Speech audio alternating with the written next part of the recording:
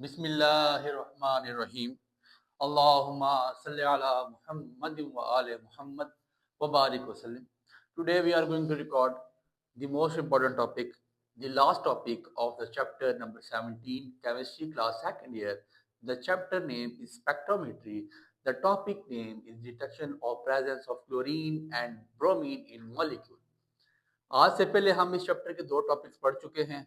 मैं रिक्वेस्ट करूंगा कि जो बंदा या जो बच्चा मेरा पहले वो दो टॉपिक सीख के समझ के नहीं आता वो तीसरे टॉपिक को मत टच करे। और ये लास्ट टॉपिक होगा, इसके बाद चैप्टर एंड है हमारा। और इसके साथ एक एग्जांपल मेरे पास मौजूद है, एक क्वेश्चन मौजूद है एक्सरसाइज का। I would try to do कि वो क्वेश्चन भी आपको इसी लेक्चर में वाइंड अप कर दिया जाए।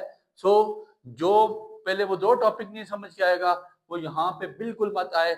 उसको पता होना चाहिए सर मॉलिक्यूलर आयन पीक क्या होती है, उसको पता होना चाहिए कि बेस आयन पीक क्या होती है, मेरे बच्चे को पता होना चाहिए आइसोटोपिक पीक क्या है, और उसके अलावा फ्रेगमेंट पीक्स कौन कौन सी होती हैं, कहाँ पर बनती हैं। It's very interesting, very important topic. आज से पहले हम पढ़ चुके कि कार्बन की डिटेक्शन कैसे करनी है। आज क्लोरीन और ब्रोमीन की डिटेक्शन है, जो आपके पास जो हेलोजन है इनकी डिटेक्शन कैसे की जाती है, कौन से मतलब किस मॉलिक्यूल में क्लोरीन ब्रोमीन मौजूद है, हमें पता कैसे चलेगा। देखिए याद रखें, क्लोरीन के आपके पास दो आइसोटोप्स है। चले पहले चार लाइनें थ्योरी की लिखते हैं, फिर ये डायग्राम समझाऊंगा। मैं पहले बना इसलिए चुका हूँ, इस पे मैं टाइम देना चाहता हूँ। मेरी बात सुनिएगा। आपके पास जो उसमें मैथ स्पेक्ट्रम उसने गिवन दिया हुआ है, अब यहाँ कभी आपको इसी तरह मैथ स्पेक्ट्रम बना हुआ होगा, math spectrum of methyl chloride. It is also called chloromethane. लिखिएगा, क्लोरीन हैज टू आइसोटोप्स, ये लिख लें। इसके अलावा बाद वो नहीं लिखेंगे, ब्रोमीन वाला इसी थ्योरी को बनाएंगे। क्लोरीन हैज टू आइसोटोप्स, हमें पता है जी क्लोरीन के दो आइसोटोप्स होते हैं। सर कौन कौन से होते हैं? क्लोरीन 35, उसकी अबंडेंस कितनी है? 75.77, एंड क्लोरीन 37। और दूसरा आइसोटोप आपके पास कौन सा है? तो सर क्लोरीन आपके पास दूसरा है 37, उसकी अबंडेंस कितनी है? 24.3%। ठीक हो गया सर, यहाँ तक कोई मसला नहीं है। हमने कहा जी वो मॉलिक्यूलर आयन देते हैं, giving molecular ion peak at mass to charge जिसका होगा 35 एंड mass, अब इसको m+2 लिख लें, आपको पता है आइसोटोपिक पीक को बोलते हैं। And mass plus giving molecular ion peak at mass to charge 35 and m+2 peak at mass to charge 37। आपको पता है m+2 का मतलब मॉलिक्यूलर आयन पीक से बड़ी कोई पीक बन रही होगी, और वो बेसिकली आपके पास आइसोटोपिक पीक कहलाती है। पहला पॉइंट लिख लीजिए, तैयार कर लीजिए, आपके पास नोट्स बनते जा रहे हैं, यही नोट्स आपके पेपर में उतार देने हैं। फिर दूसरी बात कहते हैं in spectrum of chloromethane, methyl chloride को क्लोरोमीथेन भी कहते हैं, chloromethane molecular ion peak, molecular ion peak m plus appear. बड़े मजे की बात सर, क्लोरीन का एटॉमिक आपके पास आइसोटोप है 35। कहते हैं स्पेक्ट्रम ऑफ क्लोरोमीथेन में मॉलिक्यूलर आयन पीक अपीयर होती है कब? 8 mass to charge is equal to 50। हमें पता है, देखिए हम निकाल भी सकते हैं। आपके पास CH3Cl मॉलिक्यूलर मास निकालेगा, कार्बन 12, हाइड्रोजन 1, 1 जरबे 3, 3 आ जाएगा, जमा क्लोरीन आपके पास 35, तो 35 जमा 3 38, और 40 12 50 आपके पास आ जाएगा। मैंने कहा जी कि स्पेक्ट्रम ऑफ क्लोरोमीथेन में मॉलिक्यूलर आयन पीक कहाँ पे अपीयर होती है? जब उसका mass to charge 50 आता है। This is equal to the molecular mass of chloro, ये जो आपके पास मौजूद है CH3Cl क्लोरोमीथेन। और आपको पता है मॉलिक्यूलर मास वाली ही पीक आपके पास मॉलिक्यूलर आयन पीक कहलाती है। तीसरी बात, बस थ्योरी के बाद यहाँ मैं बात समझाने आ रहा हूँ। अनदर इंपॉर्टेंट पीक, एक और पीक मौजूद है जो नजर भी आ रही है, 8 another important peak at mass to charge 52 shows the presence of heavier isotope chlorine 37, chlorine 37। आपको एक और पीक नजर आ रही है, आते हैं यहाँ पे आते हैं, ये 50 वाली भी और 52 वाली भी आते हैं। इस पे आखिरी बात लिख लें, फिर उस डायग्राम पे आते हैं।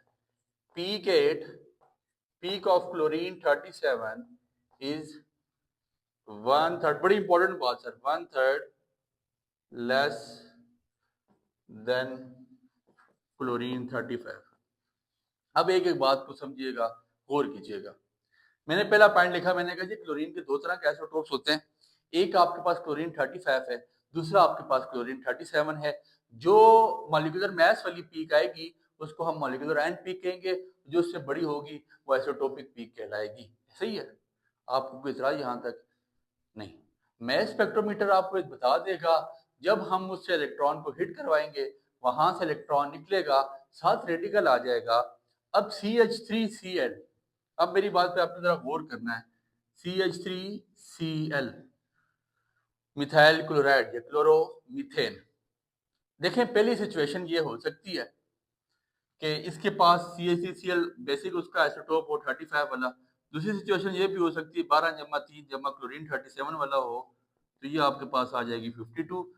ये बात बिल्कुल आपको पता होनी चाहिए कि जिसकी हायर अबंडेंस पे पीक शो हो रही है, ये बिल्कुल जो आपके पास हमने बोला ना, हमने क्या बोला कि इसकी अबंडेंस कितनी है, 75.77। कितनी सर, 75.77। ये तो 100 से यहाँ पे आ जाती है 75.77, और इसकी अबंडेंस उससे 3 गुना कम है, 75 से 3 गुना कम, 25 है या 24 उसने लिखा 24.3। तो इसका मतलब है हमें ये बात समझ आ रही है, जो 52 वाली पीक आपके पास है, इस पीक को हम क्या कहेंगे, आइसोटोपिक पीक या M+2 peak, because the thing is that कि ये आपके पास मॉलिक्यूलर मास वाली पीक से बड़ी पीक है। जो मॉलिक्यूलर मास वाली पीक है वो 50 पे मौजूद है, उसका मास टू चार्ज कितना है, 50, और उस पीक को हम मॉलिक्यूलर आयन पीक कहेंगे। उसकी अबंडेंस है 75.77%, और जो आइसोटोपिक पीक है उसकी अबंडेंस 24.3 है। ये 50 से छोटे छोटे, आपकी बुक में डायग्राम अच्छी बनी होगी, यहाँ आपको शायद सही नजर ना आ रहा हो, बुक पे देखिएगा। जो 50 से छोटे हैं, ये छोटे फ्रेगमेंट्स बन रहे हैं। ये कैसे बन रहे हैं, ये due to loss of hydrogen. कि हम कहते सर ये भी हो सकता था CH2Cl बन जाए, जब CH2Cl2 बना तो यहाँ पे 49 पे एक पीक आ रही है। मैंने कहा सर ये भी हो सकता था CHCl, हाइड्रोजन निकलते जाए, हाइड्रोजन गेम करते जाए हमारे साथ, तो 48 पे पीक आ रही है। ऐसे ही है, कोई इतराज यहाँ तक। ये जो दो पीक्स बनाई गई हैं, इट्स फॉर क्लोरीन, क्योंकि जो ये भी हो सकता था CH3Cl। मैंने कल देखें, कल बड़ा इंपॉर्टेंट टॉपिक पढ़ाया गया, जो लेक्चर नंबर 2 है, वो नहीं समझ के आएंगे, आपको इसको तोड़ना नहीं आएगा। मैंने कहा सर जब इसमें इलेक्ट्रॉन गन से इलेक्ट्रॉन पड़ा होगा, यहाँ से इलेक्ट्रॉन खारिज हुए होंगे, हो सकता है CH3 पे चार्ज आपके पास रेडिकल आ गया हो और क्लोरीन आपके पास पॉजिटिव हो गया हो, मतलब कैट आयन आ गया हो, और कैट आयन को ही डिटेक्ट करता है मास स्पेक्ट्रोमीटर। तो इस वजह से मैं समझता हूँ, मैं ये कहता हूँ जी कि हो सकता है सिर्फ क्लोरीन वहां पे शो हुआ हो, और क्लोरीन का आइसोटोप कौन सा वाला, अगर ये पीक आई तो थोड़ी सी हाई है तो इसको क्लोरीन 35 होगा, और अगर उससे डाउन थोड़ी सी पीक आती है तो इसका मतलब है वो क्लोरीन 37 हुआ होगा। मैंने कहा सर ऐसा भी हो सकता है CH, या आप उसको पॉसिबल रिएक्शन लिख के बताइएगा, ऐसा भी हो सकता है CH3 के ऊपर पॉजिटिव चार्ज आ गया हो, क्लोरीन टूट के इसके ऊपर रेडिकल आ गया हो, ये अलग हो गया हो, और CH3 का आपके पास मॉलिक्यूलर मास कितना आ जाएगा, कार्बन 12, हाइड्रोजन 1, 1 ज़र पे 3 15। तो मैंने कहा ये भी हो सकता है ये 15 वाली आपके पास क्या आ जाए, ये जो 15 पे आपके पास पीक बनी हुई है, ये आपके पास CH3 की पीक है। इसको बताइएगा ये किसकी पीक है, CH3, molecular ion of CH3। समझ आ गई बात की। अब मैं समझता हूँ कि यहाँ तक कोई मसला नहीं। अब आपसे कोई पूछे कि ये 15 के साथ 14 पे पीक क्यों है, 13 पे पीक क्यों है, तो आप उसको बता सकते हैं सर हाइड्रोजन ने गेम हमारे साथ कर दी होगी, एक हाइड्रोजन कम हुआ होगा CH2, 14 पे पीक आ गई, एक हाइड्रोजन थोड़ा सा और कम हुआ होगा, मतलब निकला होगा तो CH हो गया होगा, 13 पे आपके पास पीक आ गई। तो हाइड्रोजन, जाहिर सी बात है इलेक्ट्रॉन हिट हुआ है तो हाइड्रोजन में निकल रही है, पॉजिटिव चार्ज इमिट हो रही होंगे, वहां से निकल ही रहे होंगे, खारिज हो रहे होंगे, और स्पेक्ट्रोमीटर डिटेक्ट किसको करता है, सिर्फ कैटायन। समझ आ गई बात की। ये तो सारी गेम थी किसकी, क्लोरीन की। आई डोंट थिंक सो कि आपको यहाँ तक कोई परेशानी हुई होगी किसको समझने में, क्लोरीन को। ये बहुत ज्यादा इंपॉर्टेंट था और बहुत ही ज्यादा इजी था। मैं इस वर्डिंग में चेंजिंग नहीं करूंगा, सिंपल अब जहाँ क्लोरीन है वहां पे ब्रोमीन लिखने की कोशिश करते हैं। तो बच्चे चले शुरू करते हैं। अब ऐसा है, हमने क्लोरीन की तो प्रेजेंस बता दी, अब मॉलिक्यूल में ब्रोमीन की प्रेजेंस बताते हैं। जहां मैं दोबारा नहीं लिखता सर, मैं नहीं लिखने होता, मैं लिखूंगा। अब यहाँ पे आपके पास कौन सा मॉलिक्यूल है, इथाइल ब्रोमाइड का, ठीक है, ethyl ethyl bromide, ethyl bromide CH, या आप डायरेक्ट लिख लें C2H5Br, ठीक है, C2H5Br लिख लें, वो भी लिख सकते हैं, या आप इसको डायरेक्टली लिख लें जैसे आप लिखना चाहते हैं। मतलब आपके पास C2H5 C2H5Br, ठीक है, ये आपके पास इथाइल ब्रोमाइड है। इथाइल ब्रोमाइड में से हमने रिडक्शन करनी है ब्रोमीन की। अब हमें पता होना चाहिए सर ब्रोमीन के आइसोटोप कौन कौन से हैं और उसकी अबंडेंस कितनी। बस ये दो बातें आपको पता हो सर, आप सारी पीक्स निकाल लेंगे, आपको किसी पीक को निकालने में परेशानी का सामना नहीं करना पड़ेगा। तो चलिए शुरू करते हैं। अब क्लोरीन की जगह मैं डायरेक्ट लिख लूंगा ब्रोमीन, मैं लिखूंगा bromine has two isotopes, bromine के दो आइसोटोप हैं, एक है ब्रोमीन 39, ब्रोमीन 79 सॉरी, एक है आपके पास Br 79, ब्रोमीन 79, और उसकी अबंडेंस कितनी है 55% और दूसरा है ब्रोमीन Br 81 सॉरी 79 के बाद 81 और इसकी अबंडेंस ये 50% ये आ गया, तो ये 49 पॉइंट कुछ परसेंट आएगा, मतलब राउंड अबाउट ये सेम ही है, 49.5% लिख लिया आप इसको। मैंने कहा जी ब्रोमीन के दो आइसोटोप हैं, एक है ब्रोमीन 79, दूसरा है ब्रोमीन 81, और मॉलिक्यूलर आयन पीक देते हैं हमें कितनी m/z। अब निकाल लेना जरा ब्रोमीन का, ब्रोमीन की आपको मॉलिक्यूलर आयन पीक दी कितनी है उसने, अब निकाल के आपको बताते हैं सर। CH3CH2Br, या आप लिख ले डायरेक्टली C2H5Br। कार्बन आपके पास दो हैं तो 24, हाइड्रोजन आपके पास 5, और ब्रोमीन जाहिर सी बात है पहले बेसिक ब्रोमीन होगा तो वो कितना 79, 79 जमा 5 34, सॉरी 84 और आपके पास कितना आ जाता है 84 जमा 24, ये आपके पास 108 आ जाता है। हमने कहा सर इसका जो मॉलिक्यूलर आयन पीक बनेगी ना वो कौन सी बनेगी 108 पे। अब सुनिएगा bromine has two isotope, bromine 79 50.5 abundance and bromine 81 49.5 abundance, given molecular ion peak 8 mass to charge कितना आ गया सर 108 एंड m+2 आपके पास अब 108 जाके किस पे चला जाएगा ये 110 पे, ठीक है 110 पे चला गया। फिर मैंने क्या बात लिखी, इन स्पेक्ट्रम ऑफ क्लोरोमीथेन की जगह आप काटे क्लोरोमीथेन को, थ्योरी यही बना ले, मैं नई थ्योरी नहीं बना रहा। Ethyl, in case of ethyl bromine molecular ion peak m+पीरियड मास टू चार्ज कितने पे होगी 108 पे, और this is equal to the molecular mass of the C2H5Br लिख लें, C2H5Br ये मॉलिक्यूलर मास की इक्वल है। और another important peak m/z which is equals to 110 shows the presence of heavier isotopes। Bromine का आइसोटोप कौन सा वाला बताना चाह रहा है वो कि यहाँ मौजूद है, भाई आपको नजर नहीं आ रहा लेकिन मौजूद है ब्रोमीन 81, पीक ऑफ ब्रोमीन। बस ये बात, ये पॉइंट लिखने की जरूरत नहीं है तकरीबन।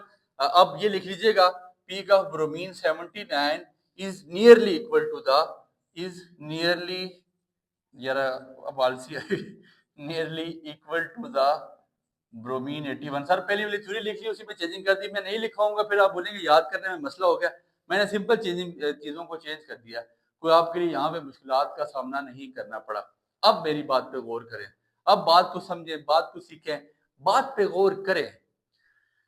सर 108 पे जो पीक आ रही है ना आपके पास, ये है मॉलिक्यूलर आयन पीक, ठीक है, मॉलिक्यूलर आयन पीक, ये बात याद रखिएगा, वो पीक मॉलिक्यूलर आयन पीक होती है जिसका molecular mass equal two molecule होता है, लेकिन वो पीक कभी भी मॉलिक्यूलर आयन पीक नहीं होती।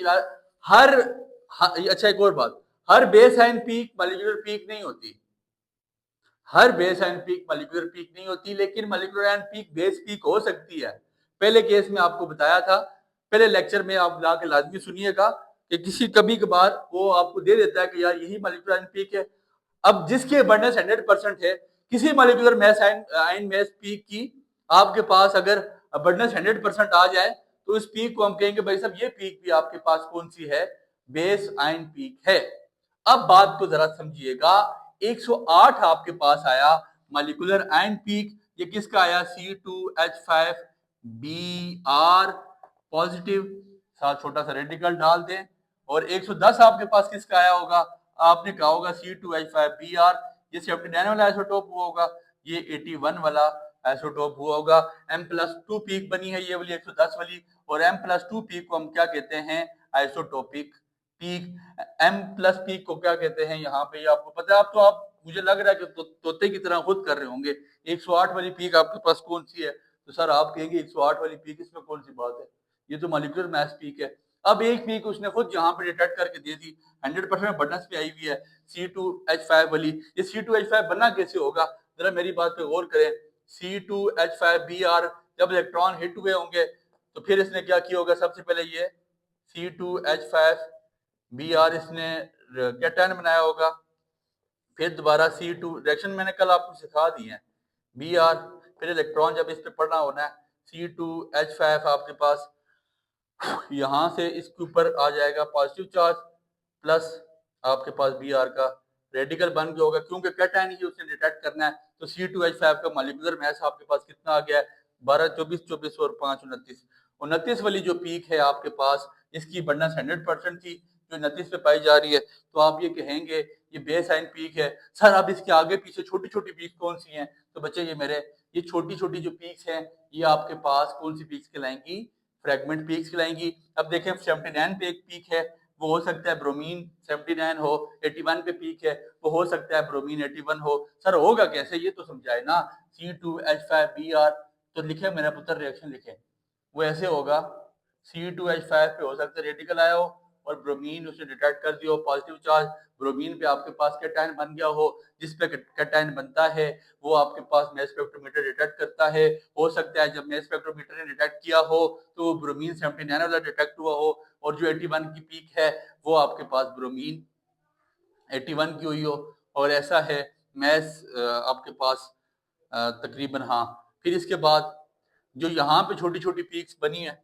C2H5 के पास, तो ये हो, अब ये जो इसके नीचे छोटी पीक 29 से नीचे 28 पे भी पीक है, 27 पे भी पीक है, 26 पे भी पीक है। ये कैसे हुआ होगा बच्चे, ये ऐसे हुआ होगा कि हाइड्रोजन ने गेम खेली होगी, पहले C2H5 रह गया होगा, एक हाइड्रोजन कम, 28 में से एक ने 29 में से एक निकाले 28, फिर C2H3 रह गया होगा, C2H2 रह गया होगा, तो हाइड्रोजन कम होते रहे होंगे, इलेक्ट्रॉन क्योंकि हिट हो रहा था, तो इलेक्ट्रॉन ऑक्सीजन की कमी, हाइड्रोजन की कमी की वजह से पीक्स छोटे छोटे फ्रेगमेंट्स में आती रही हैं। ठीक हो गया sir, I don't think so कि यहाँ तक आपको कोई मसला है। अब मैं वीडियो को पॉज करना हूँ थोड़ी देर के लिए, और इसको व्हाइट बोर्ड को रेज करके एक वो आपकी एक्सरसाइज का क्वेश्चन नंबर 5 है, मैं समझता हूँ आपको कराना लाजमी है, वो करते हैं, और फिर उसके बाद इस चैप्टर को अल्लाह का नाम लेके वाइंड अप करते हैं। अच्छा बच्चे, इसके बाद आपकी एक्सरसाइज का ये क्वेश्चन नंबर 5 है, और मैं समझता हूँ कि ये इंतहाई इंपॉर्टेंट है for both boards, federal as well as Mirpur board. अगर किसी ने जहमत की कि आपको स्पेक्ट्रोग्राफ ये बना के दे, मैं स्पेक्ट्रम बना के दे, तो वो ये क्वेश्चन लाजमी डालेगा, इसलिए इस क्वेश्चन को रट लें, बहुत आसान है, कोई मुश्किल नहीं है। ग्राफ आपके पास स्पेक्ट्रोमीटर ये बना हुआ आएगा, तो इसमें क्या होगा, यहाँ पे उसने मॉलिक्यूल दे दिया, उसने कहा जी कि एक बेस आयन पीक है, एक आपके पास M+ जी मॉलिक्यूलर आयन पीक है, मॉलिक्यूलर आयन पीक इसी तरह आपको दे देगा, किसी भी उसकी दे, आपको कोई परेशानी वाली बात नहीं है।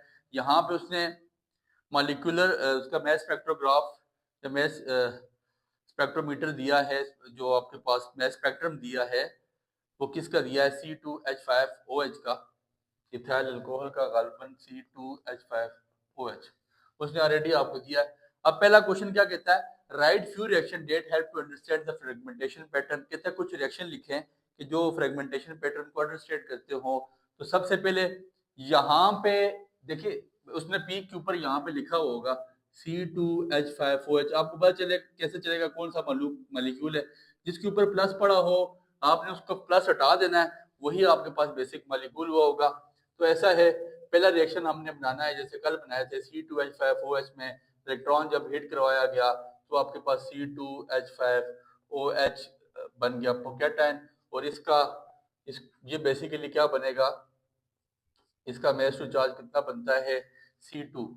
अब जरा देखिएगा, C2 कार्बन आ गया, C2H5OH कार्बन आ गया आपके पास कितना 12, 12 × 2 14, 12 × 2 24, सॉरी 24, और आपके पास आ जाएगा 5 29, 29 और 1 30, 30 और आपके पास है ऑक्सीजन का 16, 30 × 16 विच इज इक्वल टू 46।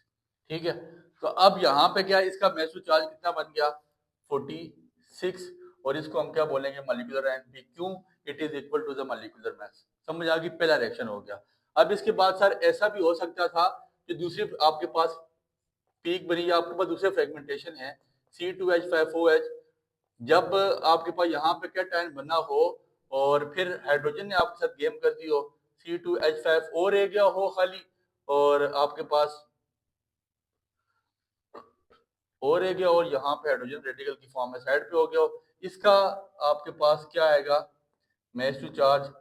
तो आप बता सकते हैं सर इसका मास टू चार्ज कितना है 45, और जिसका मास टू चार्ज 45 है, जो ओरिजिनल से आपके पास कम है, तो आप यहाँ पे इसके बारे में मुझे कमेंट सेक्शन में बताएंगे कि इस पीक को हम क्या नाम दे देंगे। फिर इसके बाद एक पॉसिबल रिएक्शन ये बन सकता है, उसने फ्यू मांगे, हम 3-4 दे देते हैं, C2H5OH, ये ऐसे भी हो सकता था, मैंने आपको बताया C2H5 पॉजिटिव आ जाता और OH के ऊपर रेडिकल आ जाता, जो टैक्टिन होता, जो रिडक्ट होता, वो आपके पास C2H5 था। 24 और 5 29, तो इसकी मास टू चार्ज कितनी बनती है 29। तो ये जो आपके पास 29 वाली पीक है, किधर है ये जो ये 29 वाली पीक है, ये C2H5 की हो जाती है। अब जरा बात समझिएगा, मैं एक बड़ा पॉइंट पते का पॉइंट देने जा रहा हूँ यहाँ पे। फिर इसके बाद मोस्ट स्टेबल पीक एक हम निकालने जा रहे हैं, जो आपके पास यहाँ पे मौजूद है। उस पीक का उसने क्या नाम दिया, ये 31 पे बेस है, उसने कहा जी ये बेस आइन पीक है। हमने कहा जी तो बिल्कुल सही है, आप ये बात कह रहे हैं, हम आपकी बात मानते हैं, लेकिन ये साबित करें कि बेस आइन पीक 31 पे जो आपने बनाई है वो कैसे बेस आइन पीक है। तो उसने कहा भाई पहली बात तो साबित ऐसी हो रही कि इसकी अबंडेंस कितनी है 100%, ये 100% अबंडेंस के साथ शो हो रही है। तो जो आपने 100% अबंडेंस के साथ आपको शो हो, तो उस पर कोई दो राय नहीं होती, वो आपके पास बेसिकली बेस आइन पीक ही होती है। तो आप यहाँ पे एक रिएक्शन और लिख लीजिएगा, C2H5OH, हमने कहा ऐसे भी हो सकता था कि इसने क्या किया हो, CH2 यहाँ से एक हाइड्रोजन निकल गया हो, CH2OH, ठीक है, और ये रेडिकल बन गया हो CH3, ठीक हो गया। तो CH3 आपके पास ये तो 15 आ जाता है, जो 15 पे पीक है वो ये वाली पीक हो सकती है। और CH2 ये आपके पास कितना बन गया, कार्बन 12 और 2 14, 14 और 16 30 और 31, ये जो 31 वाली पीक है ना, ये सबसे ज्यादा स्टेबल पीक है, और इसी पीक का नाम उसने क्या दिया, बेस आइन पीक। मास टू चार्ज इसका कितना है 31, जो सबसे स्टेबल है इस पूरे इथाइल, सॉरी, इस पूरे केस में आपके पास इथाइल अल्कोहल के केस में जो सबसे स्टेबल पीक है वो आपके पास ये 31 वाली पीक है, और इसी को हमने बेस आइन पीक का नाम भी दे दिया है। इंतहाई अहम चीज थी, आपने उसने कुछ रिएक्शन मांगे थे, आपने 4 दे दिए, हमारी मर्जी थी, आप इसको मजीद दे सकते हैं। आप ये बता सकते हैं ये CH3 वाली जो आपके पास मिथाइल बना है, ये कैसे बना होगा कि क्लोरीन से वो आपके पास अल्कोहल साइड पे हो गया होगा, OH ग्रुप आपके पास साइड पे हो गया होगा, ठीक है। फिर इसके बाद 19 पे पीक बनती है, छोटी छोटी सब फ्रेगमेंट्स आप उसको बना के बता सकते हैं, बट उसने 4 मांगी बहुत है। कहता है दूसरा क्वेश्चन लिखता है why the peak 8 mass to charge 47 not the molecular peak. कहते जी कि आप 46 पे वाली तो बोल रहे हैं कि ये आपके पास मॉलिक्यूलर एंड पीक है, 47 वाली मॉलिक्यूलर एंड पीक क्यों नहीं है। तो सादा सा जवाब है सर, हम उसको बताएंगे कि molecular and peak sir Hamza ने बताया, उसको कहते हैं कि जिसमें मॉलिक्यूलर मास, जो मॉलिक्यूल का मास है वो बराबर आ जाए रेडिकल का। आपके ऊपर जब कैटायन है तो उसका तो कोई उसमें से उसको फर्क नहीं पड़ता, मास टू चार्ज में फर्क नहीं आएगा, चार्ज 1 होता है। तो अब उसका मास उससे ज्यादा आ रहा था, और सर ने बताया था कि जिसका मास मॉलिक्यूलर एंड पीक से ज्यादा हो वो M+1 पीक होगी, और M+1 पीक को हम आइसोटोपिक पीक का नाम देंगे। तो आप इसको बता दीजिएगा कि ये मॉलिक्यूलर पीक क्यों नहीं है, क्योंकि वो आइसोटोपिक पीक है और इसका मॉलिक्यूलर मास उसके बराबर नहीं आता। अपनी वर्डिंग में लिखें what is base peak. Base peak क्या है, वो ऐसी पीक जिसकी अबंडेंस 100% हो, रिलेटिव अबंडेंस 100% हो, उसको हम बेस पीक का नाम देते हैं। इजी सी बात ये आपको बता के भी आया था। और स्ट्रक्चर फार्मूला कहता है इसका स्ट्रक्चर फार्मूला लिख लें। तो स्ट्रक्चर फार्मूला में मॉलिक्यूलर एनपीए की फॉर्म में मौजूद था, C2H5OH इथाइल अल्कोहल आपके पास इसका स्ट्रक्चर फार्मूला है। इसी के साथ ये क्वेश्चन भी खत्म हुआ और इसी के साथ आपका ये क्वेश्चन इख्तिताम पजीर भी होता है और बहुत इंपॉर्टेंट चैप्टर भी वाइंड अप हो जाता है। तो कोशिश करें इस चैप्टर को लाजमी समझने की कोशिश करें, लाजमी करें सर। 7 नंबर का कंफर्म लॉन्ग है, सीधा सीधा लॉन्ग है, इस पे मेहनत करें, इस पे स्ट्रगल करें, इंशाल्लाह आपके पेपर बहुत अच्छे होंगे। दुआ में आपने याद रखना है। अल्लाह निगहबान।